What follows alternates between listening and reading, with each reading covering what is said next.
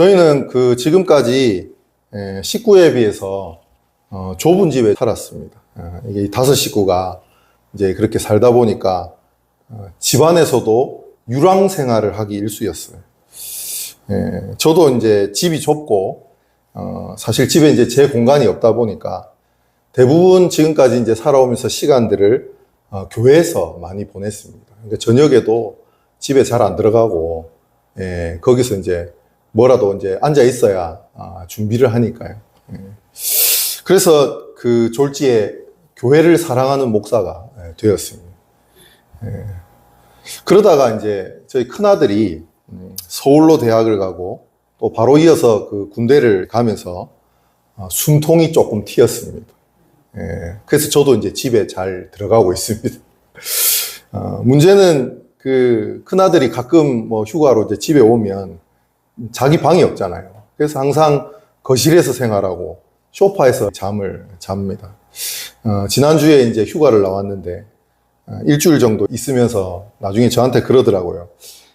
이제 집이 어색합니다, 아버지. 이렇게 얘기를 하더라고요. 그래서 제가 뭐라고 했냐면, 너의 온전한 독립을 응원하고 기도한다, 아들아. 이렇게 얘기했습니다. 아이들이 한참 클 때는 이 좁은 집에 5명이 이제 모여 있으니까, 크고 작은 여러 가지 일들이 많이 생기죠. 밖에서 보기에는 뭐 이 3자녀를 두고 또 이 5식구가 모여 사는 것이 그저 아름답고 행복한 모습처럼 보일지 모르겠지만 여러분 실상은 어떨 것 같습니까? 배달 음식 하나 시키는 것도 힘듭니다. 그 메뉴 하나 고르는 것도 애들 입맛이 다르고 원하는 것이 다 다르고 결국 그것 때문에 또 싸우고 뭐 먹니 마니 뭐 난리가 나는 거죠. 저희 그 막내는 저희 부부가 자고 이제 새봄이가 또 자려고 탁 누우면 그때 기어 나와 밥을 먹습니다.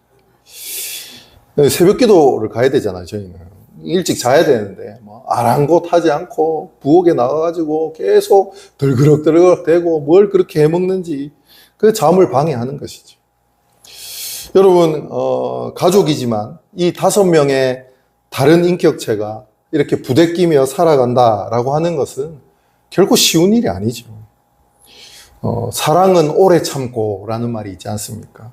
매일매일 서로의 다름을 참아내고 이해하기 힘든 그 행동조차 사랑으로 품어주어야만 이 유지되는 치열한 인내의 현장이 바로 가정이다. 그런데 그렇게 가장 사랑하는 가족들끼리도 서로 온전히 받아주는 것이 이토록 힘든데 하물며 피 한 방울 섞이지 않고 살아온 배경도 다른 사람들이 모인 우리 교회라고 하는 공동체는 어떻겠냐 하는 것이죠. 바울이 편지를 쓸 당시에 그 로마 안에도 이 사도 바울의 전도로 인해서 유대교에서 기독교로 개종한 성도들이 점점 늘어나기 시작했습니다. 결국 이것이 어떻게 됐냐면 유대인들과 기독교인들의 갈등으로 심화되었습니다. 사실 이제 교리적으로 따지고 보면요, 유대인과 기독교인은 완전히 다른 종교입니다. 그죠? 그들은 예수 그리스도를 인정하지 않잖아요. 근데 문제는 뭐냐면 3자 입장에서 보면 아니 같이 하나님 믿는 사람들끼리 왜 저래 싸우냐라고 볼 수 있다라는 것이죠. 여러분 잘 알다시피 그 이단 신천지의 포교 방식으로 인해서 우리 그 정통교회와 엄청난 그 갈등이 있었지 않습니까?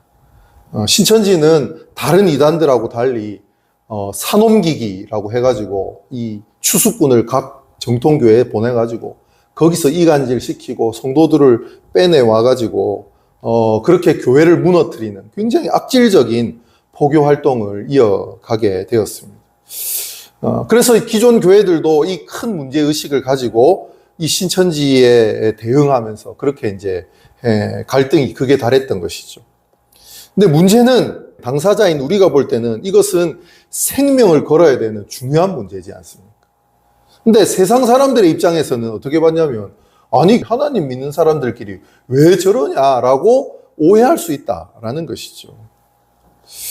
그러다가 이제 코로나가 터지면서 그 대구에서 신천지 집단 감염 문제로 인해서 그 문제가 수면 위로 쫙 이렇게 떠오르면서 그 일반인들 사이에서도 이제 신천지 문제를 굉장히 심각하게 바라보게 된 것이죠.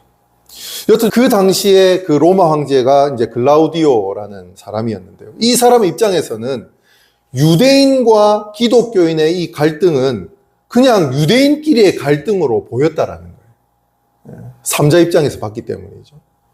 그래서 이 글라우디오 입장에서는 유대인들의 갈등보다는 더 문제가 뭐였냐면 이 갈등으로 인한 소요 사태가 자꾸 로마 안에서 일어나니까 더 이상 이 사람들을 여기에 뒀다가는 문제가 심각해질 수 있겠다라는 생각을 한 것이었습니다.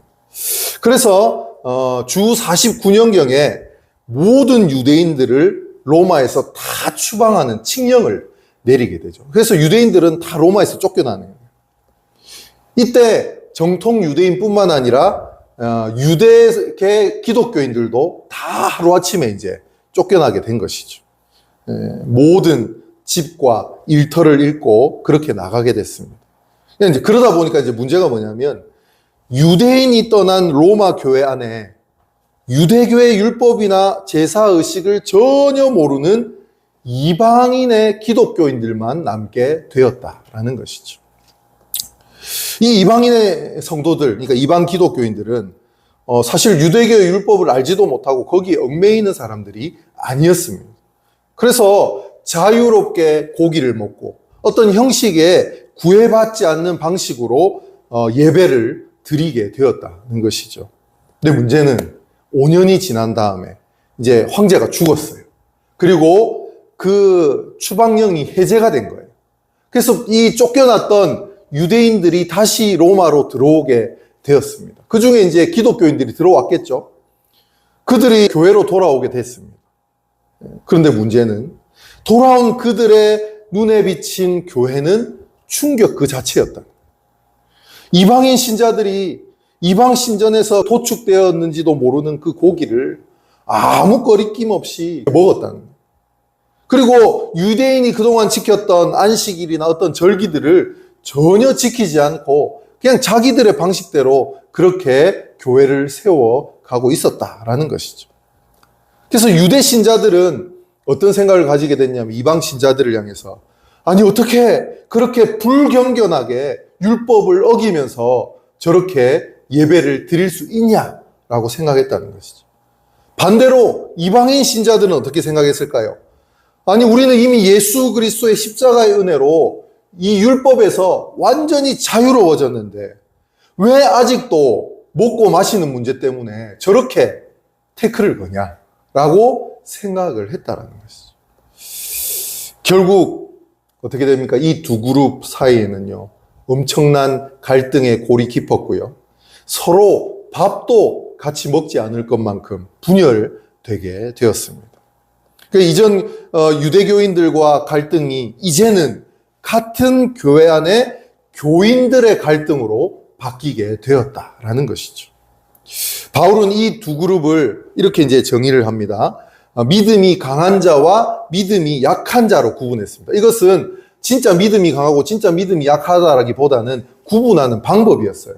그러니까 이 복음의 진리 안에서 자유를 누리며 율법의 얽매임이 벗어난 이방인 성도들을 향해서는 믿음이 강한 자들이다. 또 여전히 음식 규례와 그 절기에 양심의 가책을 느끼는 유대인 성도들에게는 믿음이 약한 자다. 이렇게 불렀습니다. 이 심각한 분열 앞에서 바울은 과연 어떻게 했을까요? 과연 누구의 편을 들어주었을까요? 사실 교리적으로 따지면 믿음이 강한 자, 그러니까 이방인 신자들의 주장이 맞았습니다. 그렇게 회의를 했고 그렇게 결정을 했기 때문이죠. 그래서 예수님 안에서는 모든 음식이 정결하며 날짜의 구분에 의미가 없기 때문에 언제든지 자유롭게 먹어도 상관이 없는 것이죠. 그러나 바울은 이 강한 자들에게 너희가 옳으니 약한 자들을 가르쳐 뜯어 고치라 이렇게 말하지 않는다는 거예요. 본문 1절 믿음이 강한 우리는 마땅히 믿음이 약한 자의 약점을 담당하고 자기를 기쁘게 하지 아니할 것이라. 여기서 중요한 포인트가 무엇입니까? 그것은 교리적인 옳고 그름을 따지기보다는 공동체의 하나됨이 중요했다라는 것이죠. 그래서 강한 자들에게 뭘 요구합니까? 담당하라, 이렇게 얘기합니다. 여기서 이 담당하다라고 번역된 헬라어는 바스타조라는 단어인데요. 그냥 단어 뜻 그대로 얘기하면 무거운 짐을 내 어깨에 대신 짊어지다라는 뜻입니다. 그러니까 이런 거죠. 그저 상대방의 마음을 이해해 주거나 불쌍히 여겨주라 정도의 뜻이 아니에요. 이 단어는 뭐냐면 예수님께서 무거운 십자가를 지시고 골고다 언덕을 오르실 때 썼던 그 단어라는 것이죠. 여러분, 온 인류의 죄를 짊어지고 오르셨던 그 골고다의 십자가는 예수님의 죄 때문에 짊어진 십자가가 아니었습니다. 자신은 죄가 없지만 온 인류를 구원하기 위해서 짊어진 구원의 십자가였죠. 세상 사람들이 볼 때는요, 그것은 미련한 것이었습니다. 예수님에게는 억울한 것이었죠. 그러나 예수님이 연약한 인간의 죄를 담당하기 위해 그 엄청난 손해를 감수하시는 것, 그것이 바로 담당하다라고 하는 뜻이라는 것이. 여러분, 내가 신앙생활을 오래 했고, 내가 더 많은 성경 지식을 가졌고, 내 믿음이 더 강하다라고 생각하십니까? 그렇다면 우리는 더 많은 것을 담당해야 합니다. 그 강함이 연약한 자를 찌르는 칼이 되어서는 안 된다라는 것이죠. 내 옆에 있는 영적으로 어리고 연약한 그 지체의 미숙함과 또 그들의 고집과 그들의 상처와 허물까지도 내 십자가처럼 어깨에 짊어지는 것이 바로 강한 자의 진정한 모습이다라는 것이죠. 그러니까 이런 거죠. 내 편한 대로, 내가 기쁜 대로 신앙생활하는 것이 아니라 다른 사람의 연약함을 기꺼이 덮어주는 자리에까지 우리가 나가야 된다라는 것입니다. 바울은 이 권면을 통해서 오늘 본문의 7절에서 우리에게 정말 위대한 명령을 하나 선포하고 있습니다. 우리 7절 말씀을 같이 읽습니다. 그러므로 그리스도께서 우리를 받아 하나님께 영광을 돌리심과 같이 너희도 서로 받으라. 여기서 마지막 이 받으라라고 하는 이 말, 헬라어로 프로슬람 바노마이라고 얘기하는데요. 이 받으라는 말은 단순히 나와 다른 의견을 가진 사람들을 이해하고 적당히 이렇게 좀 받아줘라, 그 정도의 표현이 아닙니다. 이 단어는 무슨 뜻이냐면 내 집에 가장 귀한 상속으로 이끌어주고 마음을 다해서 영접하고 대접하는 적극적인 환대를 의미하는 단어다라는 것이죠. 저희 그 막내가 초등학교 5학년부터 한 3년 정도 야구를 했었습니다. 처음에 이제 야구를 시작한 것은 이제 저하고 공원에 가가지고 공을 주고받는 캐치볼을 하면서부터였죠. 중요한 건 뭐냐면 처음에 이제 아이하고 그 야구 배우기 전에 캐치볼을 하잖아요. 그럴 때는 아주 쉬웠습니다. 왜냐하면 제가 아무리 운동을 안 해도 5학년보다는 힘이 셀 거 아닙니까? 그래서 했는데 이제 야구를 전문적으로 배우기 시작하면서 공도 빨라지고 굉장히 힘도 세지고 하다 보니까 나중에 캐치볼을 하는데 제가 무서워서 못 받겠더라고. 공이 너무 빨리 들어오니까. 또 너무 손이 아파가지고 못 하겠는 거예요. 그래서 이제 나는 도저히 안 되겠다 하고 연습 경기를 같이 갔었는데 그 다른 선수의 아버님이 저희 이제 막내하고 캐치볼을 했었어요. 근데 너무 자연스럽게 캐치볼이 이렇게 되는 겁니다. 잘 받아주고 잘 던져주고 나중에 물어봤더니 아니나 다를까 선출이더라고요. 선수 출신의 아버지라는 것이죠. 바로 제가 이제 이해가 됐습니다. 여러분, 제가 그걸 보면서 받아주는 것도 아무나 할 수 있는 일이 아니라는 생각이 들었습니다. 상대방이 어리거나 힘이 없을 때, 그럴 때 나를 공격하는 것은 사실 내가 아무런 상처가 되지 않아요. 얼마든지 받아주게 되는 것이죠. 그런데 상대방이 자라서 실력을 갖추고 자신의 어떤 생각과 능력이 출중해졌을 때, 그럴 때 나를 공격할 때 어떻게 됩니까? 엄청난 상처가 될 수 있다라는 것입니다. 그러면 여러분 어떻게 해야 합니까? 나도 잘 받을 수 있는 그 능력을 키워야 한다라는 것이죠. 저는 야구를 하지 않아서 그 공을 잘 받지 못했지만, 야구를 했던 그 다른 아버지는 너무나도 쉽게 그 공을 받아준 것처럼, 저와 여러분이 계속해서 우리의 믿음의 근력을 단단하게 하고 내 마음을 깨끗하게 청소해서 상대방을 진정으로 받아들이는 그 능력을 키워야 한다라는 것이죠. 그렇다면 우리가 어떻게 나와 그렇게 맞지 않고 상처를 주는 그 사람들, 내 마음의 상식으로 이해할 수 없는 그 사람들을 환대하고 받아줄 수 있냐? 결론은요, 내 능력만으로는 불가능하다라는 것이죠. 여러분, 우리는 태생 자체가 이기적인 인간들이에요. 그죠? 그래서 이 이기적인 본성으로는 그것을 다 받아줄 수 있는 능력과 힘이 없다라는 것이죠. 이걸 인정해야 된다는 거예요. 그래서 바울은 이 불가능해 보이는 이 명령 앞에 근거 하나를 탁 달았어요. 뭐라고 얘기했냐면, 그리스도께서 우리를 받으심과 같이. 성도 여러분, 우리가 하나님께 어떻게 받아들여진 존재가 되었습니까? 로마서 5장 8절에 이렇게 얘기합니다. 우리가 아직 죄인 되었을 때. 그러니까 하나님은 우리를 어떻게 받으셨냐면, 우리가 경건하거나 우리가 하나님의 말을 잘 듣거나 순종할 때 우리를 받으신 것이 아니라 우리가 아직 죄인 되었을 때, 우리가 하나님의 마음을 갈기갈기 찢어 놓았을 때, 내 욕망대로 살아가며 냄새나고 더러운 죄악의 옷을 입고 방황하던 때에, 철천지 원수로 지내던 그때에 하나님은 우리를 받아들이셨다라는 것이죠. 우주의 창조주이신 그 거룩하신 예수님께서 우리를 정죄하고 쳐내신 것이 아니라 친히 십자가에서 양팔을 벌리시고 그 쏟아지는 피와 물로 우리의 더러움을 덮으시고 거절당에 마땅한 우리를 주님의 심장 안으로 그렇게 끌어안아 주셨다라는 것이죠. 주님이 먼저 자신의 목숨을 내어 던지며 나의 약점과 제약을 온전히 담당해 주셨다라는 것입니다.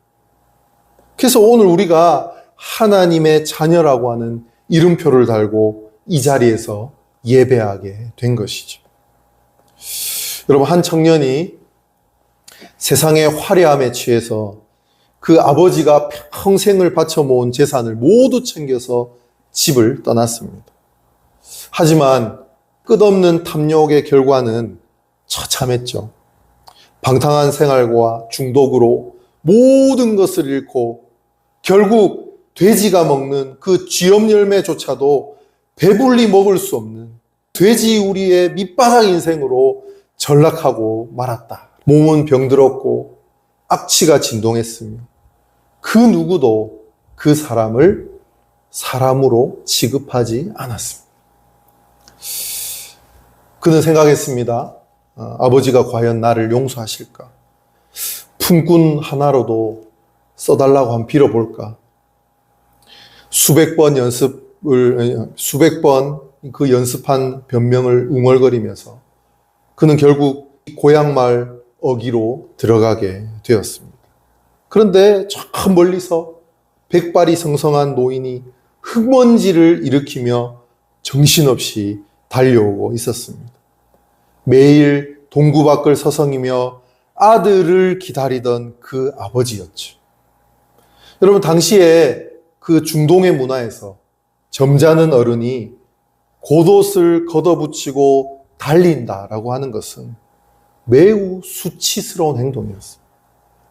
게다가 율법에 따르면 폐륜을 저지른 아들은 마을 사람들에게 돌을 맞아 죽을 수도 있었습니다. 아버지는 동네 사람들이 그 아들을 정죄하기 전에 자신이 먼저 아들을 온몸으로 덮어 보호하고 체면을 집어 던졌습니다. 아버지는 악취나는 그 아들의 목을 끌어안고 입을 맞추었습니다.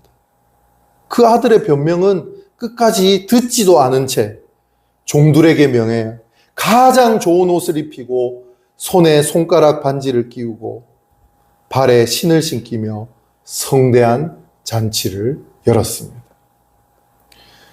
여러분, 이 예화 속에 그 아버지의 모습은 단순한 받아들임, 용납을 넘어서 급진적인 환대를 보여주고 있다라는 것이죠. 여러분, 그 아버지의 환대는 어떤 것입니까? 그것은 조건을 묻지 않는 끌어안음이었다. 어쩌다 이 지경이 됐냐라고 과거를 캐묻지 않고 상처투성이의 모습을 그대로 안아주는 것이었습니다. 여러분, 진정한 환대는 그냥 문만 열어두고 점잖게 기다리는 것이 아닙니다.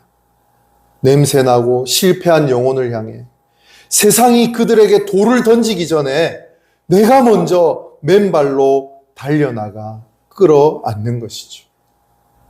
사랑하는 성도 여러분, 오늘 우리 교회 안에 그리고 저와 여러분의 삶의 자리에서 어쩌면 내가 도저히 손 내밀 수 없는 그 사람이 있습니까? 신앙의 색깔이 다르고 여러 가지 성향이 다르고 또 혹은 과거에 나에게 씻을 수 없는 그 상처와 손해를 입혀서 곁에 다가오기만 해도 온몸이 굳어버리는 그 누군가가 있습니까? 오늘 주님 우리에게 말씀하십니다. 그리스도께서 너를 받아 하나님께 영광을 돌리심과 같이 너희도 서로 받으라. 여러분, 우리의 의지나 결심으로는 할 수 없습니다.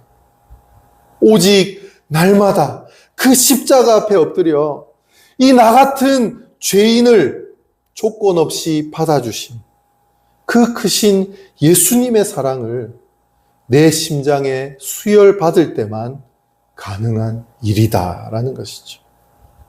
우리가 내 자존심을 꺾고 이 연약한 지체의 약점을 나의 어깨에 짊어질 때, 우리가 서로의 구분 등을 끌어안고 그 다름을 용납할 때 세상은요, 우리의 건물이 아니라 우리의 서로 사랑함을 보고 살아계신 하나님을 발견하게 되는 것입니다.